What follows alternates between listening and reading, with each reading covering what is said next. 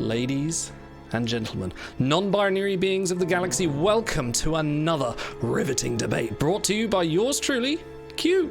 Today's topic of discussion is one that has been long debated and fiercely contested. One among everyone in this universe. Who is the superior commander? Captain Jean-Luc Picard or Captain James T. Kirk? Welcome to the Court of Q and welcome to Prose and Cons. Now, I know what some of you may be thinking. But Q, this is an age-old debate that has been discussed time and time again. What could we possibly add to the conversation? Well, my dear mortals, that is precisely why I am here. As an omnipotent being with the ability to traverse time and space, I have seen the adventures of these two beings. I have witnessed firsthand the brilliance and shortcomings of both captains, and I am here to guide this debate to its rightful conclusion. So sit back, relax, and prepare to engage in a battle of wits and intellect as we delve deep into the strengths and weaknesses of these two iconic Starfleet captains. Who will emerge victorious? Only time will tell, but one thing is for certain. This is a debate you will not want to miss. Welcome to Pros and Cons, and I think it's time we introduced you to our two contestants this week. And player one, please welcome Low Cost Monkey. And player two, please welcome Walt Koenig. And gentlemen, you are our contestants who are going to be deciding who is the victor. Who is the better commander? Who is the better captain? Kirk or Picard? Now, would you like to... Why don't you decide? Well, no, you have to thrill me with your debates, and I shall award points depending on either your eloquence at delivering an impassioned speech, your evidence submitted, and how well you can interrogate your opposite side. So this will determine the points. Is up to you. Now, I have decided who shall be arguing for who. Kirk will be represented by Walt Koenig, and Picard shall be represented by Low Cost Monkey. I figured since you had the namesake of a fellow those old scientist person, then you should represent them accordingly. I gather that sigh means you are more than... Well, you are clearly enthused to represent that side. I'm not unhappy with the decision. Okay. There's a lot to plenty to say about Captain Kirk. Okay. Both great captains. Now, we shall be debating this over 4 separate rounds. We will begin with opening statement, in which each of our contestants gets 2 minutes to express their argument in their case without any repetition, hesitation, or deviations. No repeating words. Obviously, you can repeat words like and, or the, and the person himself. So you can say Picard, Picard, Picard, Picard, Picard. However, say it enough times too much and the opposite will be able to challenge for deviation for misleading this court. It is, each correct objection is worth a point. If you get to the full 2 minutes without any interruptions, you get a bonus 2 points. Following that, we will have evidence gathering, where you'll be asked to present 2 pieces of evidence to support your argument, and you will each have turns to decide whether this evidence is viable in the court, and then I shall decide whether that evidence scores you a point or scores the other a point. Then you shall begin cross-examination, where you'll ask your counterpart questions about your argument or disproving their argument. And then at the end, you will have a final conclusive statement, and you will have 2 minutes to decide that final conclusive statement without any hesitation, deviation, or repetition. Gentlemen, are you prepared? Are you ready? Well, I think I made it quite clear earlier that this is probably going to be a massacre. Let me be a cautionary tale to anyone wanting to go on this show in the future. I have grotesquely underestimated the amount of preparation required for this show. So I ask only for your... No excuses if you don't win, Walt. I could just be awful. You could just be... Yeah, well, I mean, I'm not going to lie. A large part of my strategy is based on that, so... Willing the other's defeat, I see. Right. In which case, I shall flip a coin, and I shall decide. Please call heads or tails. You can't see me flipping the coin, but there it is. Walt, heads or tails? Heads. You are first. So, you have exactly 2 minutes to begin your opening statement on why Kirk is the best commander, without hesitation, deviation, or repetition. Starting now. James Tiberius Kirk, the legendary name, tactical genius. He was one of the greatest cadets, greatest captains. But even while he was a cadet, he was awarded the Palm Leaf of Akanar Peace Mission. He was smart enough to defeat the Kobayashi Maru, the no-win scenario. No one had ever defeated that test before, but he did it, and not only did he defeat it, he got a commendation for it. Objection. Correct. Hesitation. Very much hesitation. Yes, that is a point for yourself, Mr. Low Cost Monkey. In deference of changing of the rules, I'm going to let Walt continue, but Low Cost, Mr. Monkey, you do score the point there. So please carry on, Walt. 1 minute 30, go. He wasn't afraid to log a mistake when he was younger by one of his friends, Lieutenant Finney. And he became captain of the Enterprise at the young age of 32. He did that legendary 5-year mission that we all know about, all those wonderful voyages with those old scientists. He visited both the edge of the galaxy and the center of the galaxy. Who does that? Not many. He repelled the first Romulan invader in over 100 years. Balance of Terror. We all remember that. He was promoted to Rear Admiral at 37. 37? That's younger than I am now. And I've done nothing. Then he continued to save the galaxy. He saved it from the V'ger probe. He then defeated one of the greatest villains in all of Trek, Khan. He then stopped Genesis falling into the hands of the Klingons. Which then, on his way back from doing that, I'll save the galaxy again. Cetacean probe, back through time. Can I object to repetition of saving the galaxy? You absolutely can. There was I counted at least 3 galaxies there. That's another point. I was being kind. I didn't want to be too mean. No, 22 seconds remaining, Walt. Please carry on. And then he went on to then save the Federation and the Klingons after the destruction of Praxis. And then, after all that, what else could he do? He was killed, the poor man. And then he came back from the dead, save everyone yet again from the Tolian Saran. What more can we ask? Black alert. He was an absolute star. Congratulations. A mere 2 points for Monkey. You got away with it. I definitely spot a few little I was being repetitions in kind. there. Right. Hopefully, it won't be just as kind as. No. Well, And then. that's hard. Right. Okay. Round 2. Sorry. Next side. Low Cost Monkey, please. Just give us. You wax lyrical about Captain Picard. Beginning now. Who is the greatest captain? When you think of duty, responsibility, wisdom, diplomacy, tenacity, and honor, you think of Picard. If the mind ponders on the titans who changed the course of fictional history of humanity, more than any others, there can be no doubting that Jean-Luc Picard stands shoulder to shoulder with Einstein, Plato, Cochrane, and that guy who invented fried chicken. Heroes all. Picard puts the greater good ahead of himself. Not just the safety of his men, but indeed the very success of his crew. He is a man who understands that the team can be greater than the sum of its parts.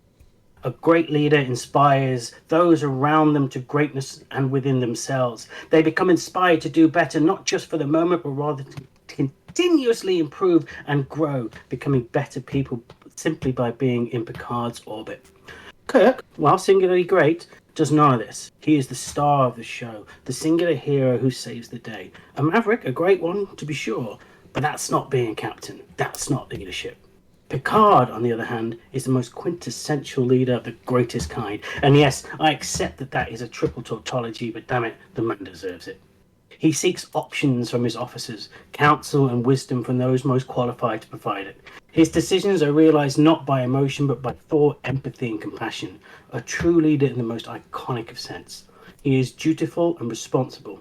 Let me ask you, would you put Picard in charge of a Constitution-class ship? Yeah, of course you would. He'd rock it. Now consider this. Would you put Kirk in charge of a Galaxy-class ship? Thousands of people on board, all those families? Objection. Oh. There's no, you can't compare that. That's ridiculous. The Galaxy-class ship wouldn't have been there to Kirk. And if it had been, he'd have absolutely bossed it. Are you objecting on hesitation, repetition, or deviation? Deviation. Ooh, I would say you're still on point. I'll give you a point, Walt, because you've missed several repetitions, so I'll be sympathetic. 16 seconds, Mr. Monkey, please carry on.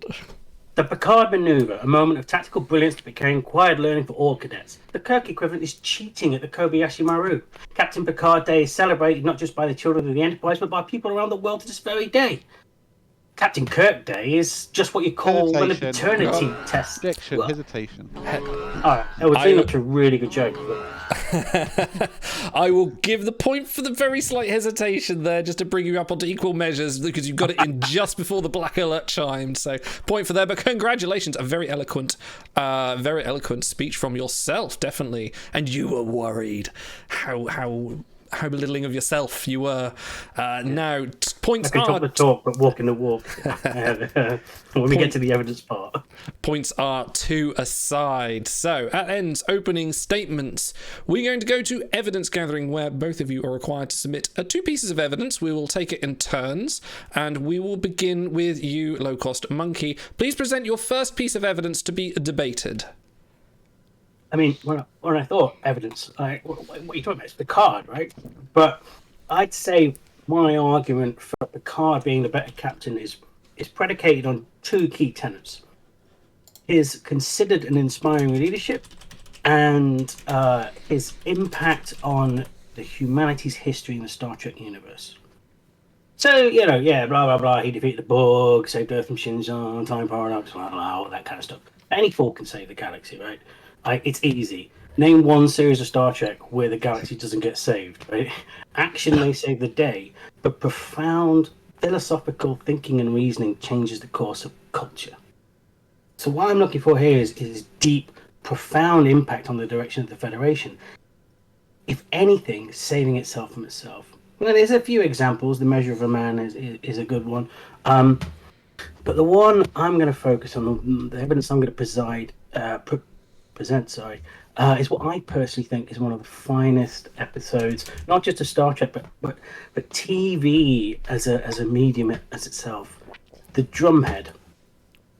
This is an episode that deeply reflects where we as a society have been before, and quite sadly are probably likely heading for again. When society becomes so divided, it's doomed to fail, and most of us can see that, but it's only truly the greatest members of our species from the highest echelons that can actually prevent it. Lincoln knew it, he said a house divided against itself cannot stand, and Picard knew it when the fear and division began to creep into the Federation. And I quote, "Oh yes, that's how it starts. But the road from legitimate suspicion to rampant paranoia is very much shorter than we think." It takes a truly exceptional being to change the course of the history for the better, and Picard did exactly that in that episode. He single-handedly shut down these, I won't call them witch hunts, but akin to that. His understanding and deep philosophical thinking really shone a light on those conducting that witch hunt and exposed them for who they really were. So that's the piece of evidence that I am choosing to submit for my argument that he has had a true impact on the Federation. So you are saying that the man himself is the evidence you're submitting, his way of his conduct, as it were, in the whole, has shaped the very nature of morality itself in the Federation. Well, it's changed the course of their history by affecting the culture at the time. So he stopped the McCarthy-esque witch trials that would have gone on to divide the Federation and potentially, weaken it. In doing so, he had a much more noticeable and profound impact on the culture of society. You can obviously argue that saving the galaxy is perhaps more profound, but I think the point I'm trying to make here is that literally anyone can do that, right? In every show, that's what happens. But Picard changed the course of culture, and that is something very few people can do. Admittedly, fictional, but nonetheless, the same is true for reality. Counterpoint, Walt, please. Well, I'd agree that there are Thanks. actually many ways of saving the galaxy. Saving the galaxy isn't necessarily all about going in guns blazing, gung ho, and taking no prisoners. So very much diplomacy is a key part of it. I'd agree with that.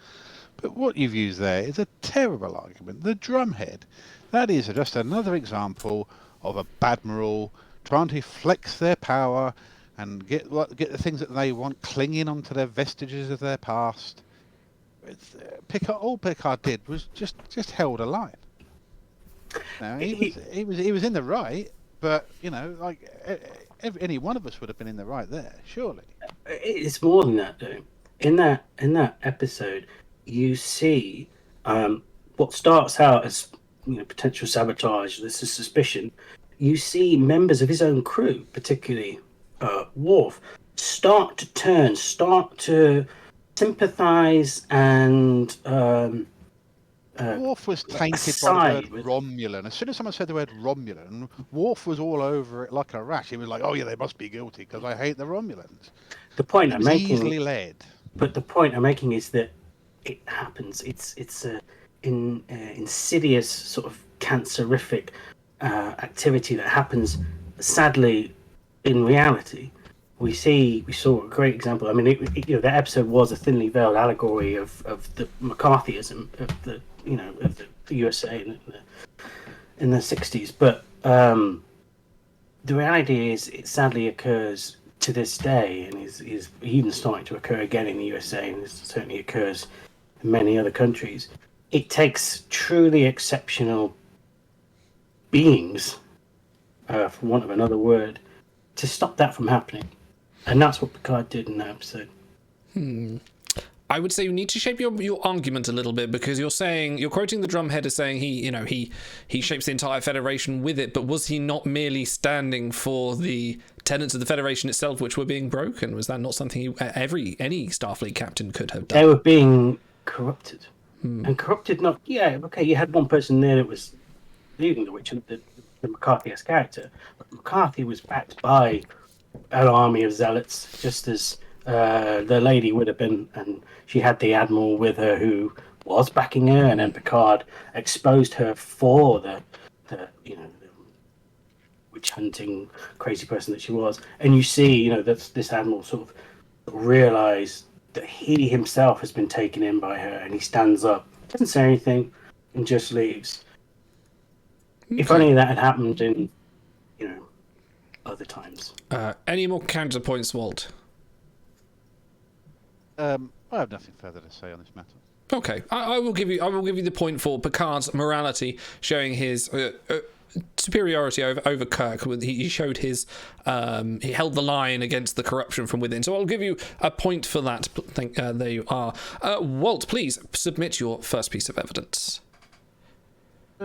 My first piece of evidence is a little bit of a counterpoint to my dear colleague's evidence here, in that there are many ways of getting the job done, and diplomacy and hugging and talking about things aren't always the right way. So I'll bring up again one of the things I talked about in my opening statement. So the episode Balance of Terror and the Romulan incursion. So at that point, Romulans had been absent from the Federation. No one had seen a Romulan ship for 100 years.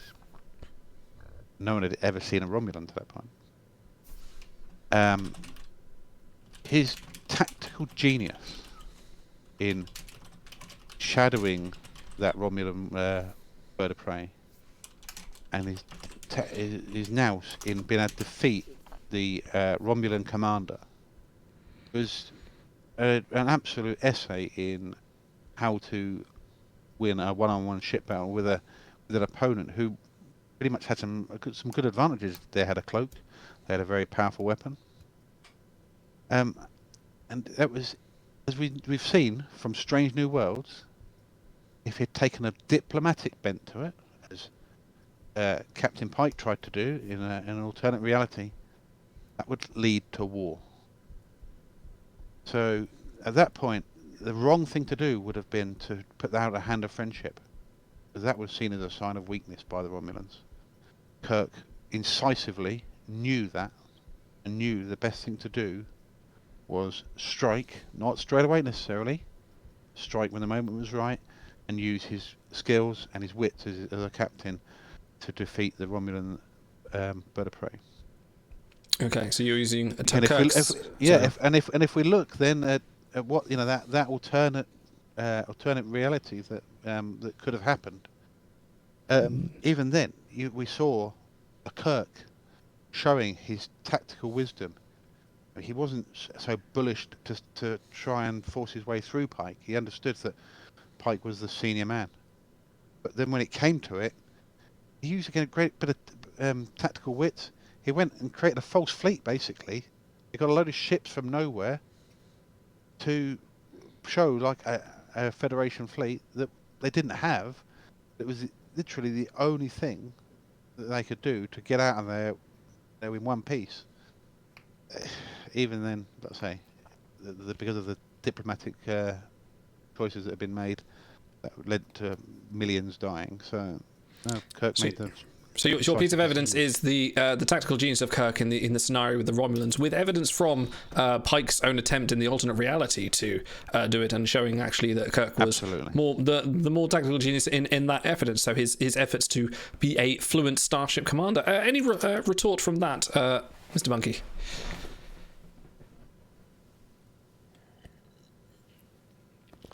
There is some subspace interference, I'm afraid. You're not coming through. There we go. Sorry about that. I don't want you to hear my scrabblings. Kirk is a tactical genius, and that situation called for exactly what Kirk did, and really good evidence there. But what I think you're doing here is conflating diplomacy and man of action with Picard and Kirk. There's no suggestion that Picard wouldn't have done the same thing as Kirk. In fact, Picard is a tactical genius. He has the Picard maneuver. He might be a diplomacy, think things through first kind of guy, but he's still a badass.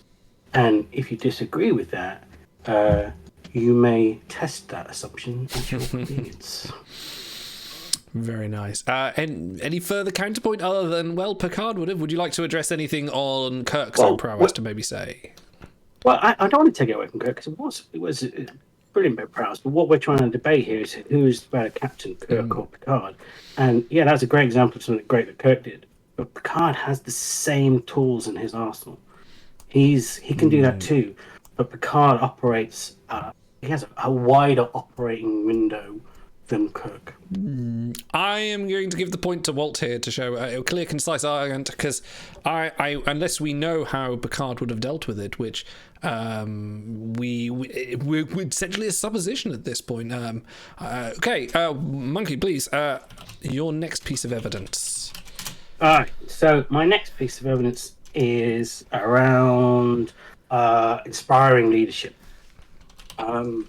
I thought, well, where to begin with this? If I'm only allowed one piece of evidence, but there's so many options.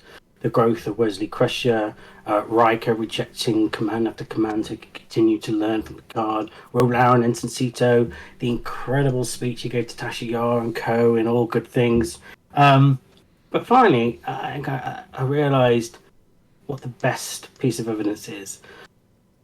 The person who Picard has had the most effect on is you, the audience. The audience loves Picard. I genuinely canvassed a lot of people, and all but one of them said that they would prefer Picard. He has endeared not just the fictional universe of Star Trek, but the very real world right here. I personally tried my best to ape his leadership style, occasionally even just lifting direct quotes from him and passing them off as my own. We love Picard. We love him so much that he has appeared so far in 208 episodes of Star Trek. We love him so much that episodes 209, 210 are still to air. We won't let him retire. Star Trek, the original series, ran for 3 years. Picard is still going 33 years later, admittedly with a 20-year hiatus. And before you say, well, that's not fair, William Shatner's really old, Patrick Stewart is only 8 years younger than William Shatner. it's us. We ourselves prove that Picard is the more endearing captain because we want him on our screens. I'd love a series 4 of Picard. Interesting. So your That's evidence my is his overriding Evidence is influence that you all love him. on the audience in general. That's an interesting take. Walt, counterpoint, please. Tell me you I don't love don't Picard, Walt. I don't think we all love Picard that much. If you think about Picard and the great adventures of the Next Generation, what you said there, he had the great crew. He had some of the most endearing and likable people there. He had Worf. Everyone's favourite Klingon. He had Data. No, nobody dislikes Data. He had a hot redhead doctor. Everyone likes a hot redhead doctor. You know, so he was saved by his crew all the time. Data saved the crew. Geordie, Riker did all the hard yards, did all the heavy lifting, wheel your arm. Yeah, pretty sure it's broken. You know, he's like just doing all the hard stuff. Even Wesley Crusher was having to save the Enterprise. All Picard was doing was pulling his shirt down and growling at children. You know, he didn't. Not everyone liked him. I can't say that everyone liked him. I'm sure children were afraid of him. You know, and you know how you know, if you've seen, you know, we've seen from Picard, as you've seen the episodes, you know, not everyone likes him. He's hubris, you know. You know, effing hubris. So it's a lie. It's not true. Not everyone likes Picard. I call bullshit on that. Oh, interesting. I mean, that was a meandering, nonsensical thought that had no factual basis or relevance to the point. Yours had no evidence fact. that You I just said made. everyone likes Picard. All I did was counter-argued against you. That's true. We have it. So on one side, we had that everyone likes Picard. Is influenced by Picard. He's still going strong. And your evidence is that not many people do. In fact, 10 episodes. I will give the point to Low Cost Monkey because I do believe that over time and general audience viewership has gone to the favour of Picard. Although I would possibly say that maybe his later adventures haven't quite demonstrated the same affluence as his early empathetic self. I will still give you the point on that occasion. Walt, your final piece of evidence, please. So, I've talked about Kirk's tactical nous and his commanding skills, his ability to, you know, absolutely own the bridge when he's on it. You know, there's no doubt that who's in charge when Kirk's around. What we don't tend to talk about is Kirk's diplomatic skills. If we remember to the events of the Undiscovered Country, the Klingons were on their knees, and Kirk was tasked with a diplomatic mission. He was then able to carry that out, welcomed the Klingon Chancellor onto his ship. They were quite cordial. They were able to dine together. They were able to start those diplomatic negotiations and look forward to the future, hopefully a peaceful future. Then, you know, he was set up by agents from his own side and the Klingon side. Then fought against all that. He was able to, with a bit of help, admittedly, like a bit like Picard, sometimes needed some help from his crew. The help, he was able to extricate himself from a very sticky situation. He did a bit of diplomacy with a Cameloid, whatever they are. I've never seen another one. And then was able to prevent the assassination of the Federation president, which would have likely, again, led to war. So, again, someone started as a diplomatic mission, turned sour, and Kirk was able to salvage that and rescue that and make sure that peace could be resolved, which it was. which we saw later on in Picard's time when we saw a Klingon serving on Picard's bridge. So you are saying that Kirk's diplomatic prowess during the instance around Praxis and the assassination of Chancellor Gorkon gave him the merit to be an excellent diplomat. Mr. Monkey, low-cost monkey, please, counter-argument. Yeah, it's a pretty good film. I do like Star Trek 6. Probably my favourite. But Walt's first piece of evidence was that the diplomacy is not very good. God's a man of action, gets things done, beats up the Romulans. And then his second piece of evidence is, oh, he's really good at diplomacy. Which one is it? Kind of both.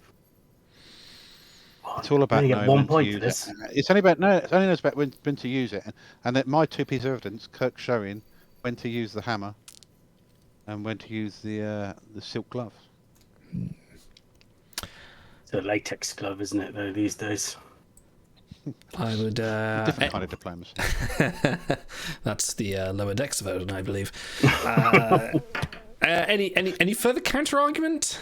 No, it's a pretty good argument. Okay, that is a point for Walt. I would possibly have said that Kirk would have been maybe less than enthusiastic, seeing as he was forced to be diplomatic in that situation, and even quotes "don't trust Klingons" in his argument, and ends up accused from it. Hey, however, you're the judge. I am the judge. I cannot say these you things. throw his evidence out if you want. I have to be impartial, yet I am biased all the same. 4 points aside at the end of the cross-examination, at the end of the evidence-gathering phase. This honorable court is adjourned. Now moving on to cross-examination. Each contestant must ask their opposite a question based on their argument. If the opponent asks this sufficiently to the judges, to my reasoning, then you can definitely, they will get a point. However, if they fail to answer it with any kind of conviction, and I find them lacking, I shall award their opposite a point. So, Walt, please begin. Ask the Picard barrister what a question, please. So, if we think back, how did Battle of Wolf 359 go, and what exactly was Picard's role in that? For Picard, it went really well. He dominated. I mean, shit out, didn't he? Sorry. How many died, Mr. Monkey? It's in the thousands, wasn't it? They said recently, didn't they? To Card Series 3. Thousands, but 11,000 died. Yeah, burst crushed it. Yeah, that's a spurious argument. We all know that Spurious at all. he had been assimilated by the Borg. He knew what he was doing. We know that we've seen. So just we've for seen record, a denouement. you think secretly he's a mass murderer on the side? We've seen a denouement. He was able to after that happened, he was able to come up with a way of getting it to stop. So he was in control to some extent. You know, go and ask everyone's second greatest captain, Benjamin Sisko, to see what he thinks about what Picard did at Battle of Wolf 359. I think he'd be on my side. Yeah, I think the show does touch upon this quite often in multiple series, doesn't it? People that suffered from post-traumatic stress from Wolf 359, and I think we're not allowed to talk about Picard Series 3, are we? We are not. There's a moment that's handled nicely, but it's handled quite well. I also thought in Deep Space Nine, and he's really shocked, isn't he? He's taken aback when Sisko says we've met before at Wolf 359, and it's a burden and a incredible strain that. Oh, not strain. What's the word I'm looking for here? I guess post-traumatic stress, but it's worse than that, isn't it? That he carries with him. And then in the episode, is it Family? It's called. It's after The Best of Both Worlds.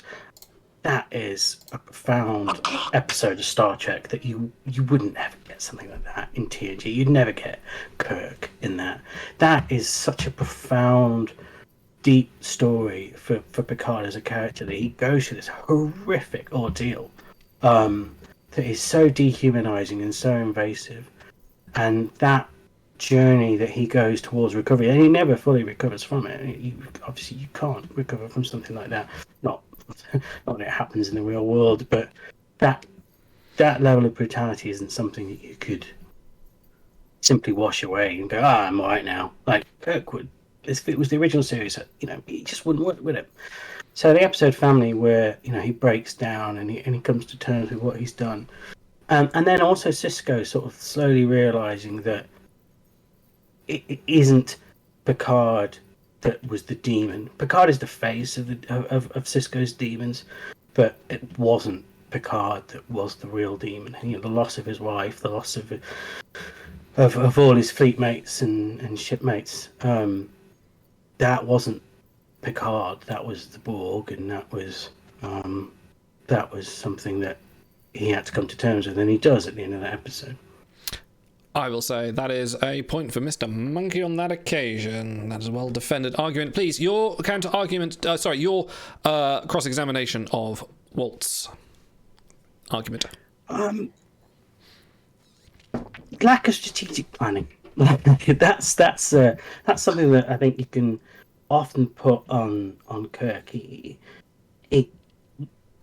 There are times when he as a character is emotionally driven, making snap decisions that put not only himself but his crew and his ship in danger.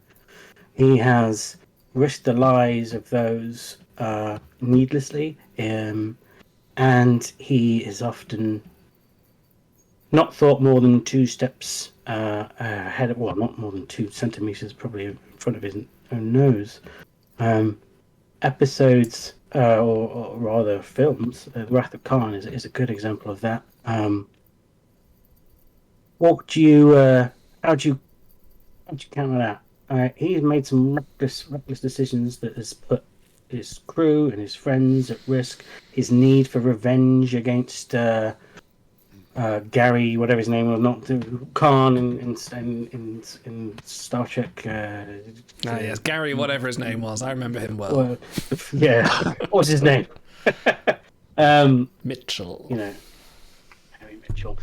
He wouldn't let Scotty load those. No, he fired Scotty because Scotty wasn't going to load those torpedoes onto things. He wanted to go off and he wanted to get Benedict Cumberbatch.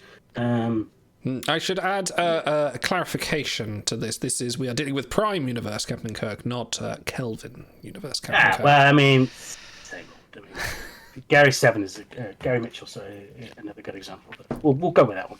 Okay, Walt, your defense, please. I think what you've highlighted there is that Kirk is a man of passion and of heart. He wore his heart on his sleeve. He wasn't distant from his crew and other people around him like Picard always was. He certainly cared enough to absolutely, he got demoted because he stole the Enterprise to go and find Spock. But he was right. Spock was there, and if he hadn't done that, who knows what would have happened? Klingons would have had Genesis. There could have been destruction. Did you not think he could have done that without stealing a spaceship? He could have got a different spaceship. It may have been a way. It's unsure how long that might have taken. What he was able to do, though, was see that there was an opportunity, and he took it. He wasn't afraid to take that step and make a decision when it was needed. You talked about Wrath of Khan. He wasn't the one that was driven by his emotions there. It was Khan who was driven by his emotions. Khan wanted revenge on Kirk. Kirk responded to a distress call. Kirk was trying to help people. When he saw the Reliant approaching, he didn't go in all guns blazing. All right, the Reliant, they're not answering. We must shoot them. He went in there, and the reason they got carved up was because they were in shield stand, because it was a friendly ship. So, well, yeah, absolutely, he definitely did act on his emotions. His emotions made him a better captain. His emotions made him a better friend to Spock and to McCoy. And he wasn't afraid to love. Picard, notably, would have minor dalliances And you might say that's a bit rich coming from someone with Kirk's amount of dalliances, but there's numerous episodes where you saw Kirk was able to commit emotionally to women, not always in happy circumstances, Edith Keeler, that kind of thing. But I'd say his emotions and his drive and the way he acted was part of what made him the great captain. Would you not accept, though, that if he'd have put a bit more thought into some of those actions, that the outcomes would have been better? Star Trek 3, it could have had a bit better ending. I don't think it would have been better if he hadn't have acted so quickly. Klingons would have had Genesis. Millions would have died. They'd have gone and destroyed half a dozen worlds. I think Low Cost Monkey was arguing that Kirk doesn't plan ahead or doesn't have every contingencies. I believe the counter argument there is he doesn't need to, or he does his. I'm seeing two sides of an argument here that are both correct in a way. I would say that yes, Kirk doesn't plan because he is good at thinking on his feet, but also that Picard, definitely does have a few steps ahead, or definitely has contingencies on contingencies through over planning. I don't think neither of you are wrong on this occasion, so I'm in fact going to award both of you a point for this one. So I believe there are two sides of the same argument, I believe there. However, this now... Oh, hang on. All present respectfully stand. Yeah, okay. It is now time for the conclusions, for the final argument, and this will follow the hesitation, deviation, and a repetition rule. This is your final conclusive argument. Everything to play for. Monkey has currently 6 points. Walt has 5. So please, Monkey, do begin. You have 2 minutes to provide your closing statement beginning now. Picard is a truly exceptional leader, effortlessly demonstrating his deep intelligence, diplomatic and strategic prowess.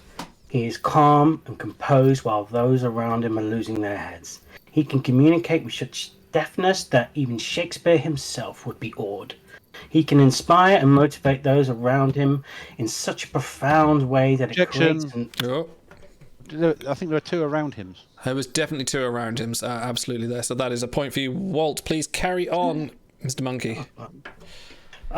In such a way that it creates an aura of positive and collaborative working environment aboard the Enterprise. Picard is a diplomat, able to calmly assess any situation, understand it from all sides, all perspectives, carefully considering the consequences of any possible action. Picard is capable of responsibilities far beyond Kirk's narrow operating parameters. But don't be fooled by Picard's soft touch. As I said before, he is a badass when he needs to be. You may test that assumption at your convenience. He is engaging in negotiations. He has... I've lost my place. Objection. Yeah, hesitation, definitely. Yeah, that is a point for you, Walt, there. 47 seconds, please. Carry on. He values knowledge and actively seeks to understand other cultures and species, often engaging in intellectual pursuits to expand his understanding of the universe. Kirk, on the other hand, actively seeks to expand his buoyancy within the universe. To expanding. Yeah, definitely 2 expandings there as another point for yourself. 26 seconds, please, carry on. Captain, you'd be proud and privileged to have Captain Kirk officiate your wedding, but you'd be terrified to have your fiancée within 100 miles of Kirk. Captain Kirk Day is just what it's called when the paternity testing clinic has to clear out a whole day's booking just for one amorous guy. Objection, hesitation. Absolutely hesitation. I thought we were at... No, 2 seconds remaining. Carry on. Come on. All right.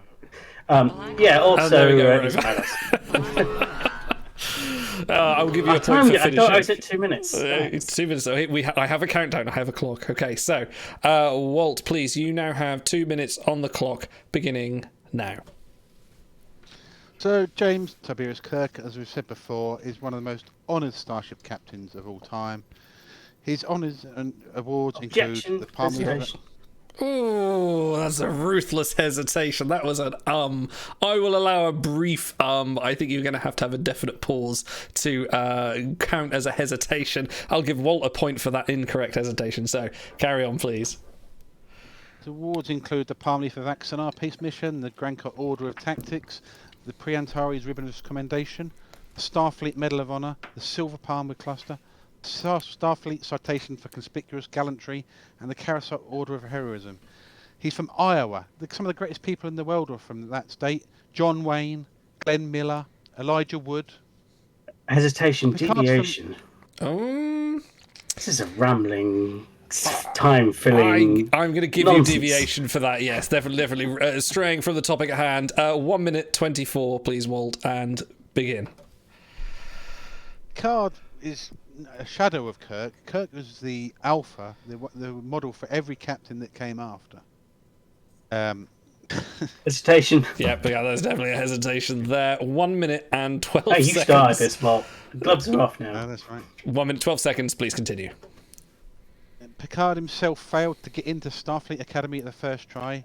In his own words, he was oh so cocky, a damn fool, selfish, ambitious, very much in need of seasoning. That's not someone else talking. That's what he said about himself. And he also said he would never have graduated without Boothby, the gardener. He was, as I said, he was afraid to commit to relationships. It took him till he was 58 to become captain of the Enterprise. And then, the worst of all, he's bald. Like, the worst people in the world are bald. And also, he's from France. Like, nothing good comes from France, except for, like, Léa Seydoux and, like, Voltaire. You know, pain au chocolat, maybe? Deviation. You're definitely straying onto things associated with things. Deviation. Yeah, we'll give you a point for deviation there. 26 seconds, Walt. Please continue. Most importantly, when the universe needed saving, and Tolian Saran was going to destroy the Viridian Star, who did he call on? He got Jim Kirk out of the Nexus. The only man who could actually do the job.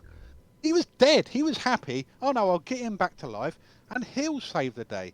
Kirk saved everybody. Picard just stood there talking in his baritone. And no, too late, unfortunately. Missed it just at the edge there. So, no, congratulations, Walt. You got through that. And the final scores, please. How plead you? Yes, the final scores are 10 apiece. 10 points each. It is an exact tie straight through the middle. We still cannot decide who is the superior captain. Maybe we will have to revisit this in the future.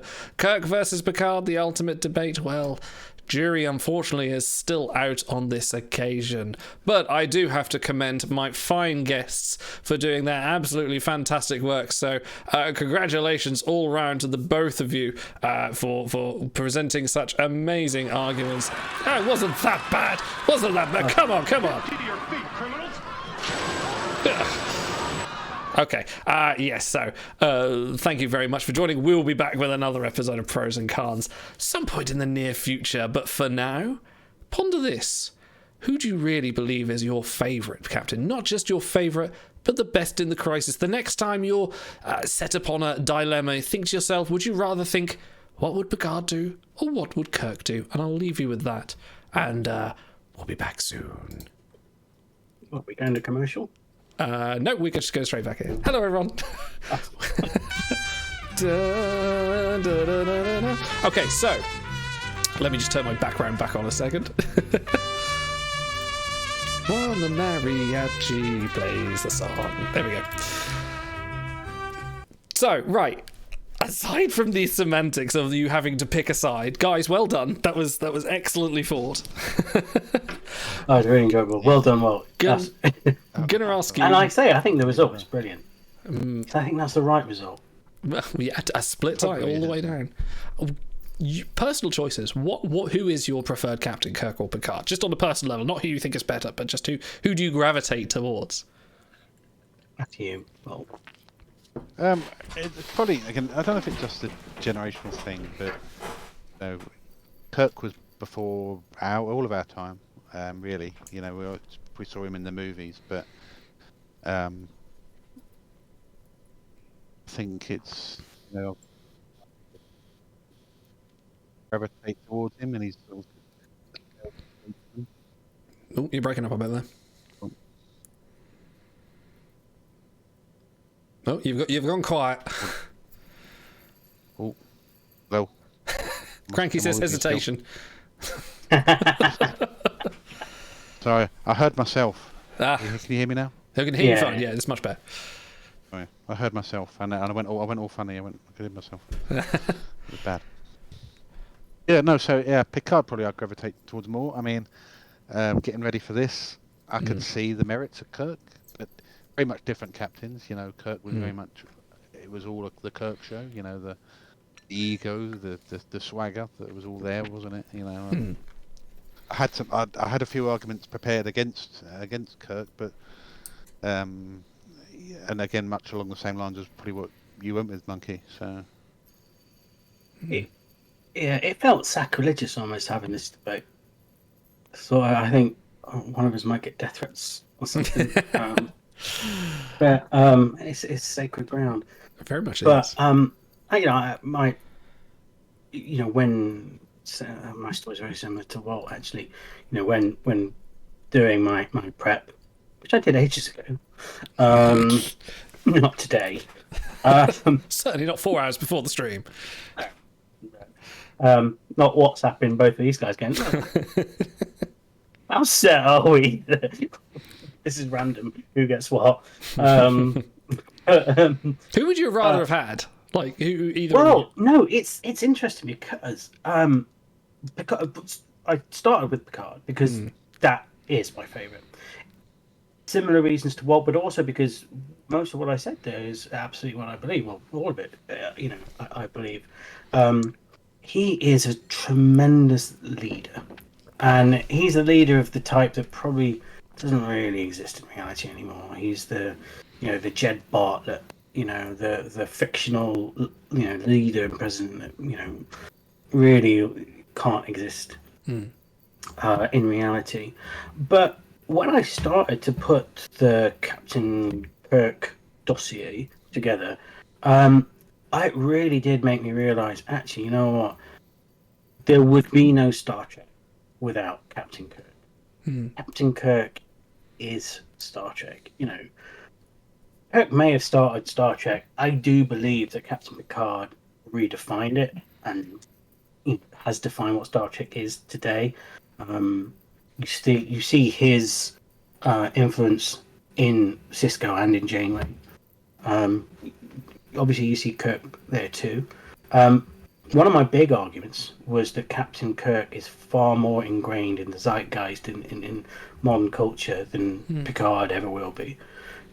If you type Star Trek spoof into YouTube, it's just nothing but like original series stuff. And there'll be Scotty in there, there'll be Spock usually, but there'll always be Kirk, and there'll always be William Shatner impressions. But there's he is also a character that's transcended actors. He's such a strong character that it's hard to imagine someone else playing Picard. Yeah, he's a great character, but Patrick Stewart brings so much to that role. And gravitas, isn't it? Precisely that. Yeah, and you think of the X-Men series when you got someone else to play younger, Professor X, and it was like, this is not the same character.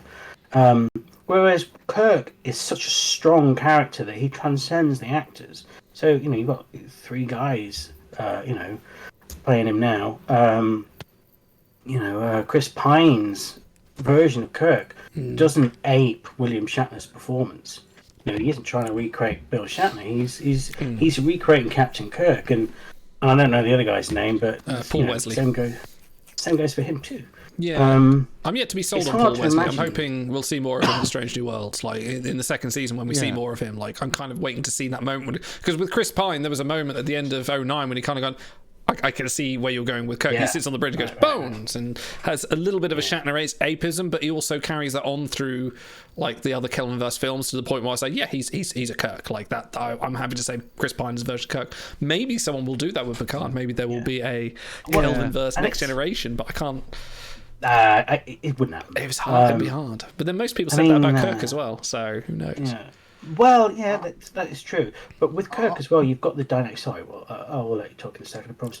You've got the dynamic between Kirk, Bones, and Spock as well, which is something that sort of you don't really have in TNG, and that you can sort of that helps you lift it from one set of actors to another. Sorry, well, please shut me up. No, Stop. that's all right. No, yeah, you had some great points actually. So, I think what I sort of looking into, I think as much as Picard was probably my captain and the Enterprise D is my Enterprise. I think I wanted to go for Kirk because I felt I had, more I could say against Picard. But obviously, it's the easy low blow of Battle of All 39, and there's some stuff that I couldn't say that's sort of more relevant to Picard season 3. But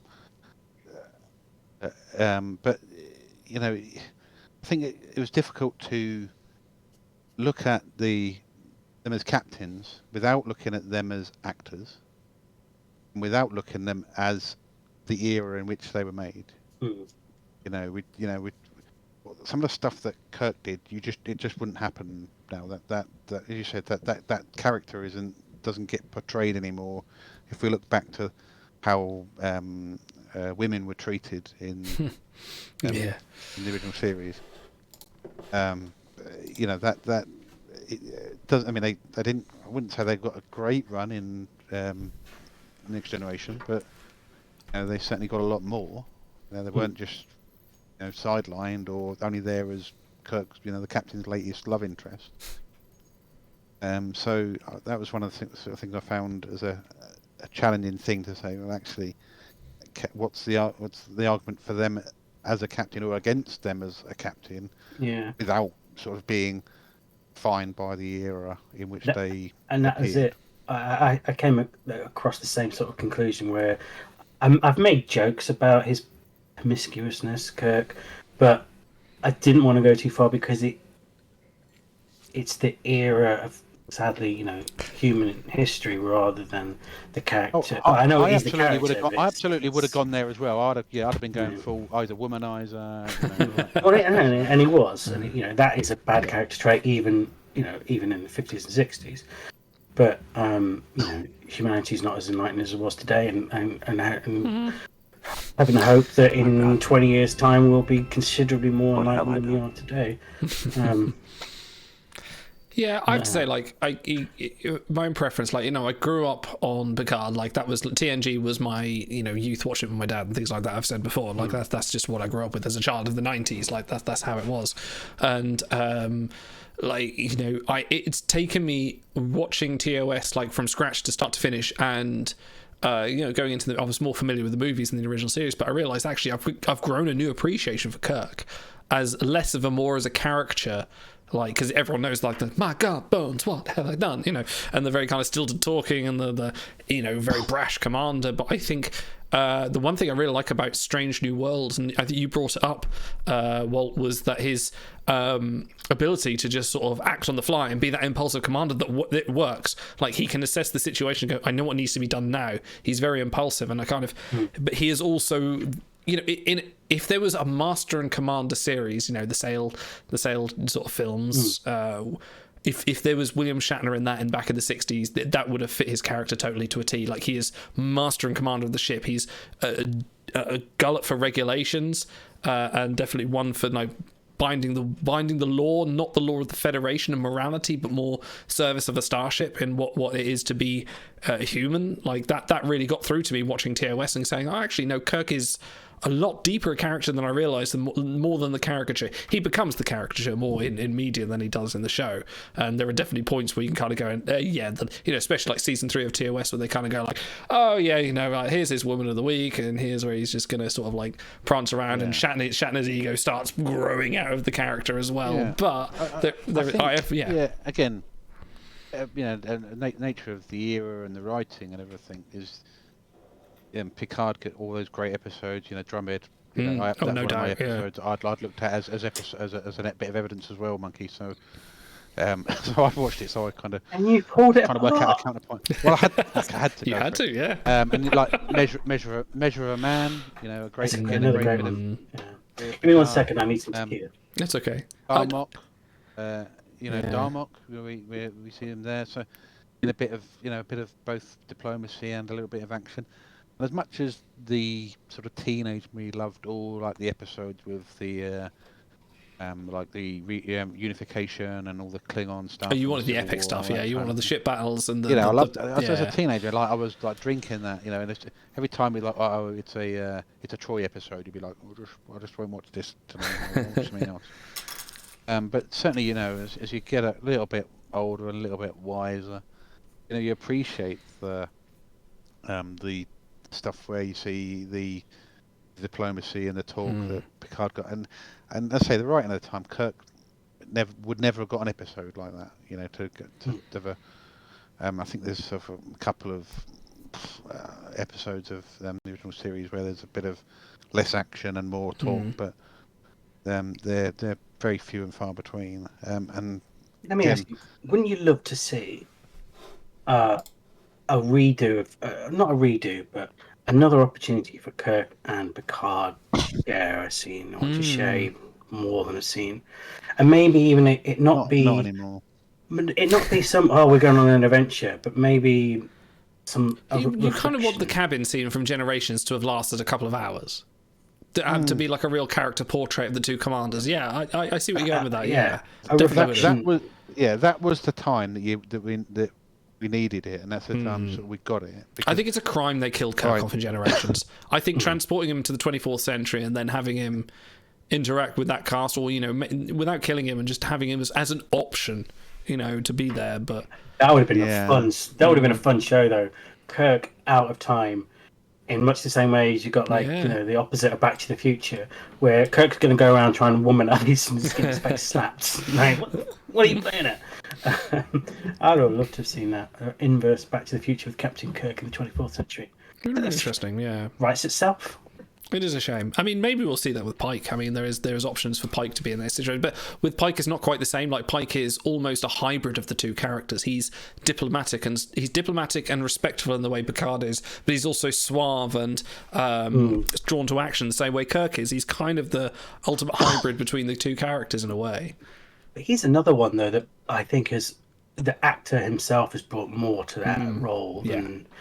But he's definitely not Jeffrey Hunter. Jeffrey Hunter was very morose, very kind of serious and almost kind of depressed. Well, especially at the start of The Cage, sort of very, very almost depressed and sort of giving up kind of character. A product of his time. Well, absolutely. Would have been defined by the when men were stoic. But that's an example of Anson Mount does not own Pike, but he is the latest iteration of it, but has defined the role. And I think you're right in one of your arguments that Patrick Stewart defines the role of Picard in a way that cannot be topped.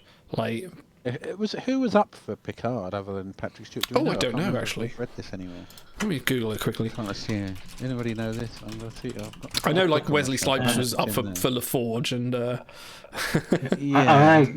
Gene Roddenberry didn't want him, did he?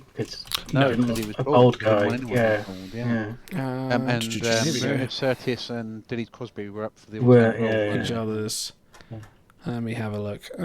Quickly Googling. I'm not Wasn't it LeVar Burton was like the only shoe-in, wasn't he? I think, or something like that, because he had roots behind him. But he owned the visor, so that's yeah. No, the cast. No, I'm not fine. I'm sure I've seen a casting sheet somewhere. Did have to find it, but yeah. Go on. Have you had an episode with three heads as shiny as? Yeah, when you were going on about like, and he's bald, I'm just sitting there thinking like, that's all of us. I've got a little on a little bit there. It's not quite shiny. Yeah, you're holding on to their life. You use all your weapons. Takes one to know one. Absolutely. I was going to call Kirk up.